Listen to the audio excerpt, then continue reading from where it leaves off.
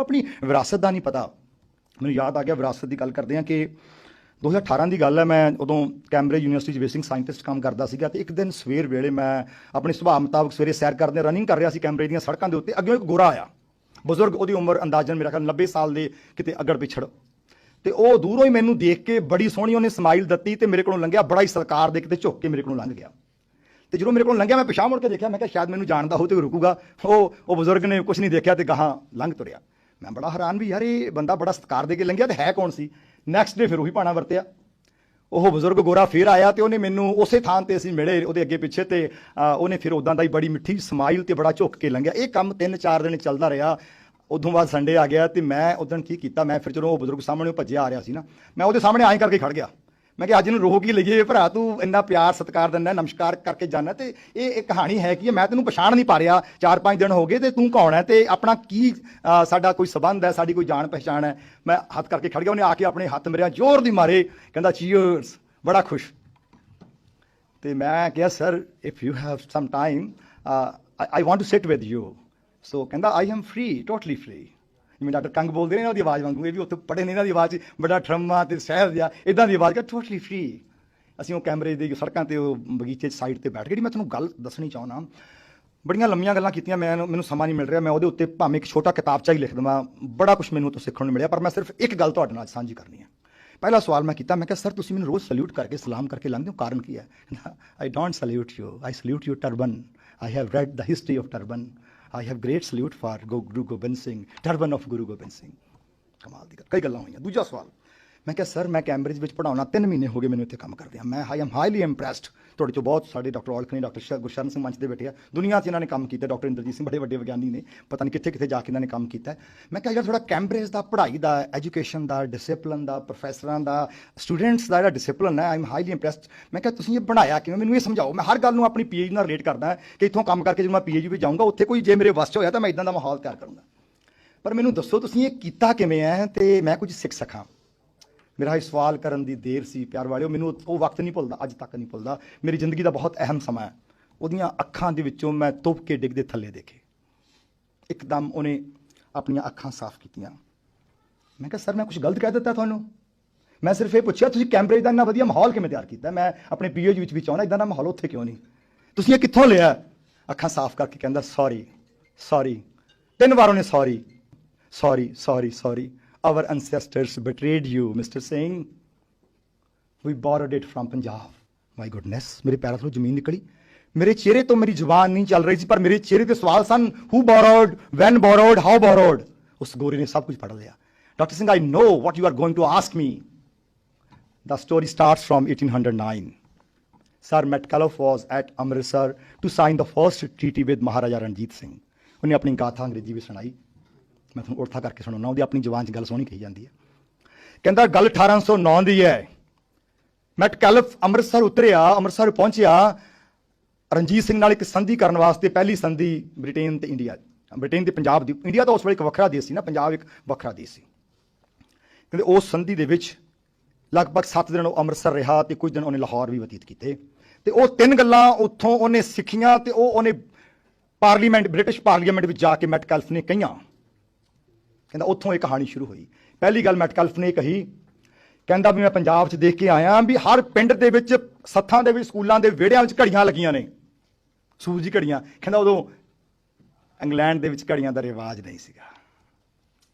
कहता थोड़ा एक गोल्डन टैंपल है, उहदे विच टाइम के हिसाब नाल म्यूजिक दीयां मेलोडी चेंज होंदियां ने, वखरे राग गाए जाते हैं, घड़ियां सूरजी लगी हुई है उत्ते। आपां अज भी देखदे आ प्रकर्मां दे खब्बे हत्थ भाई एक कारीगर सी लहणा सिंह, कारीगर क्यों असीं उहनूं इंजीनियर कहने, इंजीनियर लहणा सिंह, जिन्हें वो घड़ी उदों बनाई ते अज तक कुछ शोभित है प्रकर्मां दे खब्बे हत्थ। कहता वो मैं हैरान हाँ, मैटकैल्फ कहता दिने तां सूरज नाल टाइम देख लैंदे ने, वो रात नूं टाइम किवें देखदे आ? एक ठीक समय ते एक आवाज़ आउंदी है बड़ी इलाही, ਉਹਦੇ उस टाइम ਦੇ ਉੱਤੇ ਇਲਾਹੀ ਕੀਰਤਨ ਸ਼ੁਰੂ ਹੋ ਜਾਂਦਾ। ਕਹਿੰਦਾ ਇਹ ਸਮੇਂ ਦੇ ਅੰਨੇ ਪਵਾਉਂਦੇ ਨੇ ਪੰਜਾਬ ਦੀਆਂ ਸੱਥਾਂ ਦੇ ਵਿੱਚ, ਸਕੂਲਾਂ ਦੇ ਵਿੱਚ ਸੂਰਜੀ ਘੜੀਆਂ ਲੱਗੀਆਂ। ਜਿਹੜੀ ਮੈਟਕੈਲਫ ਨੇ 1809 ਦੀ ਸੰਧੀ ਤੋਂ ਜਾ ਕੇ ਬ੍ਰਿਟਿਸ਼ ਪਾਰਲੀਮੈਂਟ ਵਿੱਚ ਗੱਲ ਕਹੀ ਕਿ ਸਾਨੂੰ ਵੀ ਟਾਈਮ ਦੇ ਪਾਬੰਦ ਹੋਣਾ ਚਾਹੀਦਾ। ਮੈਂ ਤੁਹਾਨੂੰ ਸਾਰਿਆਂ ਨੂੰ ਮੁਬਾਰਕ ਦਿੰਦਾ, ਸਾਡੀ ਅੱਜ ਦੀ ਭਾਵਨਾ ਸੀ ਕਿ ਠੀਕ 11 ਵਜੇ ਆਪਾਂ ਇਹ ਸਮਾਗਮ ਸ਼ੁਰੂ ਕਰੀਏ, ਆਪਾਂ ਕੀਤਾ।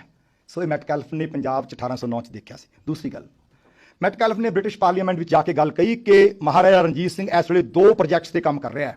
ਪੰਜਾਬ एंपायर ऑफ पंजाब, जिन्होंने आप दरबार खालसा कहने, खालसा दरबार लाहौर, कहता इस वे वो 2 मुख एजेंडे ने, वो पता किहड़े सीगे? 1809 ਦੇ ਵਿੱਚ ਮਹਾਰਾਜਾ ਰਣਜੀਤ ਸਿੰਘ ਨੇ ਆਪਣੇ ਕੈਬਨਿਟ 'ਚ ਮਤਾ ਪਾਸ ਕੀਤਾ ਸੀ ਉਹ ਸੰਧੀ ਤੋਂ ਕੁਝ ਸਮਾਂ ਪਹਿਲਾਂ ਕਿ ਅਸੀਂ ਪੰਜਾਬ ਦੇ ਹਰ ਨਾਗਰਿਕ ਨੂੰ ਪੜ੍ਹਾ ਦੇਣਾ ਹੈ, ਹਰ ਮਾਂ, ਹਰ ਪਿਓ, ਹਰ ਬੱਚਾ, ਹਰ ਨਾਗਰਿਕ ਤੱਕ ਵਿੱਦਿਆ ਲੈ ਕੇ ਜਾਣੀ ਹੈ।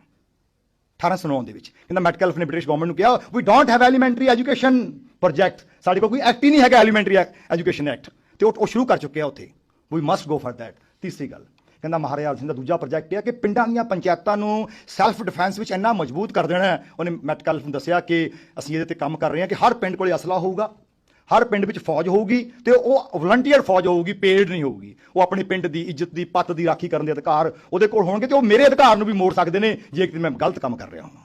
ਤੇ ਮੈਟਕੈਲਫ ਕਹਿੰਦਾ wonderful, the public with such high command they can challenge the king, they can protect themselves, they have their own decision making body। ਕਹਿੰਦਾ we don't have such kind of structure in Britain, we must think of that। ਕਹਿੰਦਾ ਇਹ ਤਿੰਨ ਗੱਲਾਂ ਉਹਨੇ ਕਹੀਆਂ ਤੇ ਕਹਿੰਦਾ sorry, ਕਹਿੰਦਾ you started this work in 1809, ਕਹਿੰਦਾ our records speak that by 1830 entire Punjab ਸਾਰਿਆਂ ਵਿੱਚ ਇੰਨੀ ਵਿਦਿਆ 100% ਦੇ ਲਗਭਗ 1830 ਦਾ ਡਾਟਾ ਦੱਸਦਾ ਕਿ ਪੰਜਾਬ ਵਿੱਚ ਹਰ ਬਜ਼ੁਰਗ, ਔਰਤ, ਮਾਂ, ਬਾਪ, ਨੌਜਵਾਨ, ਬੱਚਾ ਪੜ੍ਹ ਚੁੱਕਿਆ ਸੀ। ਤੇ ਕਹਿੰਦਾ ਸਾਡੀ ਬ੍ਰਿਟਿਸ਼ ਪਾਰਲੀਮੈਂਟ ਵਿੱਚ 1870 ਵਿੱਚ ਇਹ ਐਕਟ ਆਇਆ, ਵਿਲੀਅਮ ਫੋਸਟਰ ਨੇ, ਜਿਹਨੂੰ ਐਲੀਮੈਂਟਰੀ ਐਜੂਕੇਸ਼ਨ ਐਕਟ ਕਹਿੰਦੇ ਨੇ। ਅਸੀਂ 1870 ਦੇ ਵਿੱਚ ਸੋਚਿਆ ਕਿ ਹੁਣ ਸਾਰੇ ਅੰਗਰੇਜ਼ ਜਿਹੜੇ ਬੱਚੇ ਉਹਨੂੰ ਪੜ੍ਹਾ ਲਈਏ, ਕਿਉਂਕਿ ਪਹਿਲਾਂ ਅਸੀਂ ਕਲੋਨੀਆਂ ਬਣਾਉਣ ਤੇ ਲੱਗੇ ਹੋਏ ਸੀ, ਆਪਣੀਆਂ ਦੱਬ ਲਈਏ ਲੋਕਾਂ ਨੂੰ ਜਾ ਕੇ ਆਪਾਂ। ਕਹਿੰਦਾ ਤੁਸੀਂ 1830 'ਚ ਕੰਮ ਕਰ ਲਿਆ ਸੀ। ਉਹ ਜਿਉਂ ਗੱਲ ਸੁਣਾਈ ਜਾ ਰਿਹਾ ਸੀ ਮੇਰੇ ਰੌਂਗਟੇ ਖੜੇ ਹੋ ਰਹੇ ਸੀ, ਮੈਨੂੰ ਨਹੀਂ ਸੀ ਪਤਾ ਇਹ ਸਾਰੀਆਂ ਗੱਲਾਂ ਦਾ। ਮੈਂ ਆਪਣੇ ਆਪ ਨੂੰ ਸਮਝਦਾ ਸੀ ਮੈਂ ਬਹੁਤ ਪੜ੍ਹਦਾ, ਪਰ ਮੈਨੂੰ ਇਹ ਕਿਤੇ ਮੈਨੂੰ ਪੜ੍ਹਨ ਨੂੰ ਨਹੀਂ ਸੀ ਮਿਲਿਆ। ਫਿਰ ਕਹਿੰਦਾ ਅਸੀਂ 1849 ਦੇ ਵਿੱਚ ਥੋੜ੍ਹਾ ਪੰਜਾਬ ਨੂੰ ਦੱਬ ਲਿਆ। ਪਹਿਲਾ ਕੰਮ ਅਸੀਂ ਕੀ ਕੀਤਾ, ਕਹਿੰਦਾ ਅਸੀਂ ਕਿੰਗਸ ਕਾਲਜ ਲੰਡਨ ਦਾ ਇੱਕ ਪ੍ਰੋਫੈਸਰ GW ਲੈਟਨਰ, ਉਹਨੂੰ ਈਸਟ ਇੰਡੀਆ ਕੰਪਨੀ ਨੇ ਅਪਰੋਚ ਕੀਤਾ ਕਿ ਪੰਜਾਬ ਦੇ ਐਜੂਕੇਸ਼ਨ ਸਿਸਟਮ ਨੂੰ ਖਤਮ ਕਰਨਾ, ਵੀ ਨੀਡ ਯੂਰ ਹੈਲਪ। ਉਹ ਬੰਦਾ ਸੀ ਡਾਕਟਰ ਲੈਟਨਰ, ਜਿਹੜਾ 50 ਭਾਸ਼ਾਵਾਂ ਪਾਣੀ ਵਾਂਗੂ ਬੋਲਦਾ ਸੀ। ਆਪਾਂ ਨੂੰ 4 ਤੋਂ ਵੱਧ ਨਹੀਂ ਆਉਂਦੀਆਂ ਹੁੰਦੀਆਂ, ਆਮ ਤੌਰ ਤੇ 3 ਹੀ ਆਉਂਦੀਆਂ ਹੁੰਦੀਆਂ। ਜਿਹੜਾ 50 ਭਾਸ਼ਾਵਾਂ ਪਾਣੀ ਵਾਂਗੂ ਬੋਲਦਾ ਸੀ, ਉਹਨੂੰ ਪੁੱਛਿਆ ਈਸਟ ਇੰਡੀਆ ਕੰਪਨੀ ਨੇ ਕਿ ਪੰਜਾਬ ਦਾ ਐਜੂਕੇਸ਼ਨ ਸਿਸਟਮ ਖਤਮ ਕਰਨਾ ਹੈ, ਕਿੰਨਾ ਸਮਾਂ ਲਏਗਾ, ਕਿੰਨੇ ਪੈਸੇ ਲਏਗਾ। ਕਹਿੰਦਾ ਮੈਨੂੰ ਜਾ ਕੇ ਦੇਖ ਤੇ ਲੈਣ ਦੋ ਹੈ ਕੀ ਹੈ। ਲੈਟਨਰ ਇੱਥੇ ਆਇਆ, ਉਹਨੇ ਆਪਣੀ ਕਿਤਾਬ ਦੇ ਵਿੱਚ ਲਿਖਿਆ history of indigenous education since annexation and in 1882। ਦੱਸਦਾ ਕਹਿੰਦਾ ਐਡਾ ਸਟਰੋਂਗ ਐਜੂਕੇਸ਼ਨ ਸਿਸਟਮ ਪੰਜਾਬ ਦੇ ਵਿੱਚ ਸਥਾਪਿਤ, ਹਰ ਮੰਦਰ ਨਾਲ ਇੱਕ ਸਕੂਲ ਹੁੰਦਾ ਸੀ, ਹਰ ਮਸੀਤ ਨਾਲ ਇੱਕ ਸਕੂਲ ਹੁੰਦਾ ਸੀ, ਹਰ ਗੁਰਦੁਆਰੇ ਨਾਲ ਇੱਕ ਸਕੂਲ ਹੁੰਦਾ ਸੀ। ਕਹਿੰਦਾ ਖਾਲਸਾ ਦਰਬਾਰ ਲਾਹੌਰ ਮੁਸਲਮਾਨਾਂ ਨੂੰ ਮਸੀਤ ਬਣਾਉਣ ਦੀ ਆਗਿਆ ਉਦੋਂ ਤੱਕ ਨਹੀਂ ਸੀ ਦਿੰਦਾ ਜਦੋਂ ਤੱਕ ਉਹ ਨਾਲ ਸਕੂਲ ਨਹੀਂ ਸੀ ਬਣਾ ਲੈਂਦੇ। ਹਿੰਦੂਆਂ ਨੂੰ ਮੰਦਰ ਬਣਾਉਣ ਦੀ ਆਗਿਆ ਉਦੋਂ ਤੱਕ ਨਹੀਂ ਸੀ ਮਿਲਦੀ ਜਦੋਂ ਤੱਕ ਸਕੂਲ ਨਹੀਂ ਬਣਾ ਲੈਂਦੇ। ਤੇ ਸਿੱਖਾਂ ਉਦੋਂ ਗੁਰਦੁਆਰੇ ਨਹੀਂ ਸੀ ਹੁੰਦੇ, ਸਿੱਖਾਂ ਦੀ ਧਰਮਸ਼ਾਲਾ ਹੁੰਦੀ ਸੀ, ਤੇ ਸਿੱਖਾਂ ਨੂੰ ਵੀ ਧਰਮਸ਼ਾਲਾ ਬਣਾਉਣ ਦੀ ਆਗਿਆ ਨਹੀਂ ਸੀ ਹੁੰਦੀ ਜਦੋਂ ਤੱਕ ਸਕੂਲ ਨਹੀਂ ਖੜਾ ਕਰ ਦਿੰਦੇ। ਐਡਾ ਐਜੂਕੇਸ਼ਨ ਸਿਸਟਮ। ਕਹਿੰਦਾ sir this is not so easy task. ਕਹਿੰਦਾ 50 ਸਾਲ ਲੱਗਣਗੇ। ਲੈਟਨਰ ਕਹਿੰਦਾ ਇਹਨੂੰ ਕੱਟਣ ਵਾਸਤੇ। ਕਹਿੰਦਾ ਐਡਾ ਕਹਿੰਦਾ moral education was the foundation of the education system. ਕਹਿੰਦਾ ਇੱਕ ਬੰਦਾ ਤੋਪ ਹੈ। ਤੇ ਈਸਟ ਇੰਡੀਆ ਕੰਪਨੀ ਕਹਿੰਦੀ ਲੈਟਨਰ ਟੇਕ 50 years, we have to totally cripple the education system of Punjab. ਇਹਦੇ ਬਿਨਾਂ ਸਾਡੀ ਗੱਡੀ ਨਹੀਂ ਚੱਲਣੀ।